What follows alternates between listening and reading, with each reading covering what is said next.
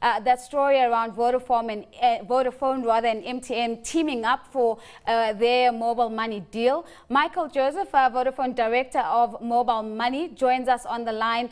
Thank you so much for making the time to join us, Michael. MTN and Vodafone seems like an unlikely marriage from afar. Well, I don't think it's such a quite unlikely marriage because we operate in different parts of Africa. I think the only place where we compete directly against each other is probably in South Africa via Vodacom and in Ghana. And the rest of the place we don't compete. But I think there is a demand for services across borders, and they are one of the big players in Africa.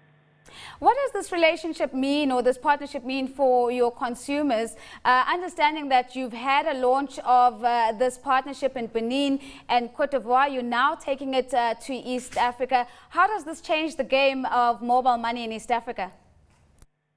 Well, I think it will just provide for our customers, our Vodafone and customers via Vodacom Tanzania and Safaricom in Kenya, will provide them with additional services that they can now send money, say, from Kenya to Rwanda, for example. And I think this provides them with additional services, plus the ease of the service of sending, of doing an international money transaction directly from your phone. So no need to walk down to the nearest international remittance agent. You can do it directly from your phone, very conveniently and much cheaper.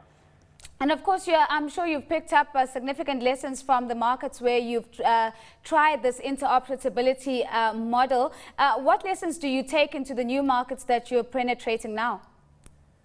Okay, just to confirm that the deal that what was announced today was an MOU, memorandum of understanding, of how to put this into action. We're not there yet. We still have to test it. We still have to trial it. So we're not there yet, but we've agreed now to work together to make it happen.